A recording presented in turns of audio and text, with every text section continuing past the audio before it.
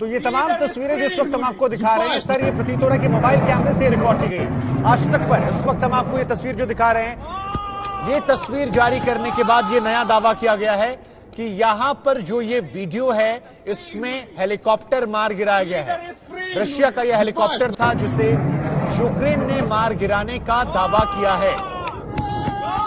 और इसके बाद यहां पर आसपास जो शोर है लोगों का वो भी आप सुन सकते हैं, जश्न मनाते हुए लोग, क्योंकि यहां पर उन्होंने एक हेलीकॉप्टर को गिरते हुए देखा जिसके बारे में यह दावा है कि ये रशियन हेलीकॉप्टर था।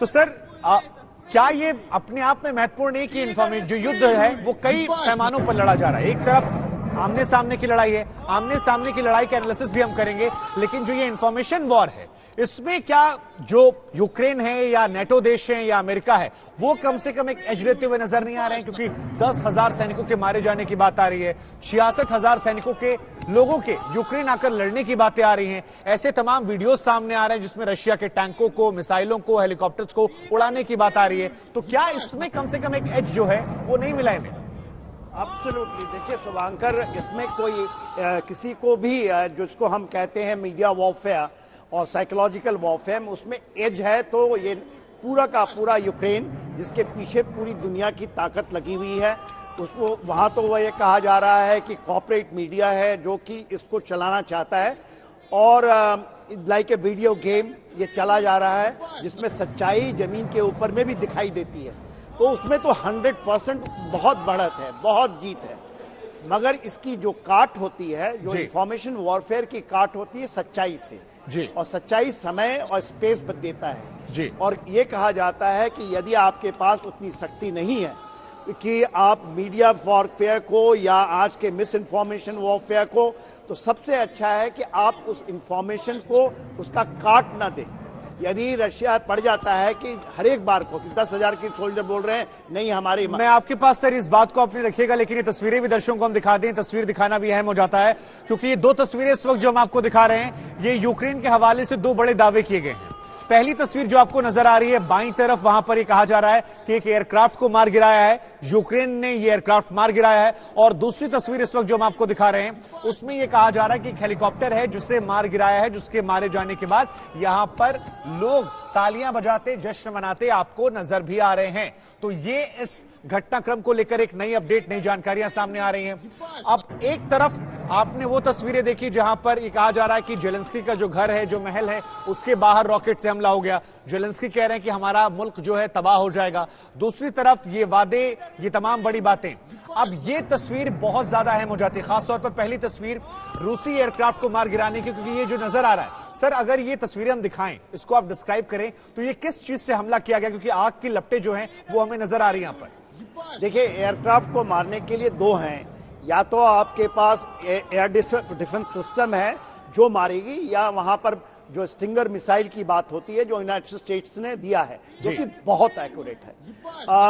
मगर देखिए, जो मैंने देखा, जो आग के गोले जा रहे थे वो जमीन की तरफ जा रहे थे। क्या वो एयरक्राफ्ट गिरता हुआ दिखाई दे रहा था? क्योंकि हवा में तो कोई चीज नहीं, देखिए पूरा का पूरा जमीन के साथ लगा हुआ है। तो क्या एयरक्राफ्ट जमीन पे चल के आ रहा था या हेलीकॉप्टर जमीन पे चल रहा था जो उन्होंने मारा है? जो ये चीज हमारे जो युद्ध की एक्सपीरियंस है उसमें ये जो आप देख रहे हैं गोला जाता हुआ, वो हो सकता है कि टैंक के ऊपर में कोई जेवलिन हो या कोई हो, मगर क्योंकि थोड़ा नॉविस सा लगता है क्योंकि आकाश पूरा खाली है जी और जमीन के ऊपर में आपके गोले जा रहे हैं। तो मैं ये नहीं कहता कि ये कोई गलत हुआ होगा। इससे दो चीजें निकलती हैं कि एयर डिफेंस सिस्टम उनका इंटैक्ट है जी, और दूसरी जो चीज मिलती है कि उनके पास स्टिंगर मिसाइल और कोई दूसरा तरीका, आरपीजी की बात कर रहे हैं। आरपीजी होता है ये इतने पुराने, इंडिया ने भी छोड़ दिया, आरपीजी हमारे पास भी होती थी जी, हमने इसको 90 के दशक में ही हटा दिया।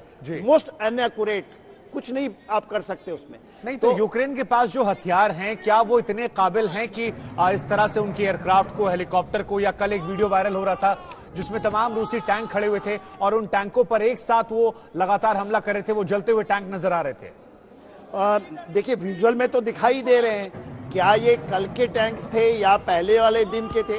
तो कुछ टैंक्स तो दिख रहे हैं जो रशियन टैंक हैं जिसको बर्बाद, क्या बार बार चला करके वही दिखाया जा रहा है कि हम देखिए, आपने दिखाया एक समय की सैटेलाइट इमेजरी है और अमेरिकन सैटेलाइट 64 किलोमीटर का काफला नॉन टैक्टिकल तरीके से, नॉन टैक्टिकल, हम टैक्टिकल कहते हैं जिसमें गाड़ियों की दूरियां ज्यादा होती है, हल डाइन पोजिशंस होते हैं, वो खड़े हैं और खड़े के खड़े हैं। तो बड़ा दुविधाभास की हमारी इन चीजों को देख करके हम क्या बताएं।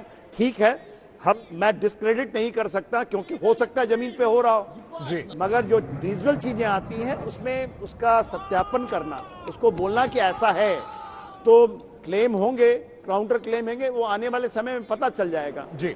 आज चूंकि सर जब हमने इस कार्यक्रम की शुरुआत की तो राजेश पवार से मेरी बातचीत हुई, वो कीव में मौजूद है। उन्होंने एक बड़ी बात कही कि देखिए आज कीव में कोई हमला सुनाई नहीं पड़ा, सुबह से कोई भी हमला सुनाई नहीं पड़ा, वैसे सायरन वहां नहीं बज रहे हैं। तो ये किस प्रकार का युद्ध है सर, जरा ये भी समझाइए दर्शकों को, क्योंकि 10 दिन बीत गए हैं, ये इन्फॉर्मेशन मिस इन्फॉर्मेशन में हम आगे बढ़ रहे हैं। 64 किलोमीटर बाहर फौज खड़ी है, वो अंदर प्रवेश नहीं कर पा रही है। कोई बहुत बड़ी क्षति जो है ऐसी नहीं आ रही है। कहा जाता है शहर कब्जे हो गए, फिर कब्जा छुड़ा लिया गया। किस प्रकार का युद्ध जो है ये दोनों मुल्क लड़ रहे हैं आपस में? देखिए, जो रशियन फोर्सेस हैं, क्योंकि आकलन कैसे होती है, लोग किस बेसिस पे कर रहे हैं, इतने बड़े मुल्क में, देखिए यूरोप का वन ऑफ द बहुत बड़ा देश है, यूक्रेन कोई छोटा सा देश नहीं है। उसमें एक जो आक्रमण करने वाली फौज है उसकी संख्या 1,50,000 बोल रहे हैं, अमेरिका का है 1,80,000।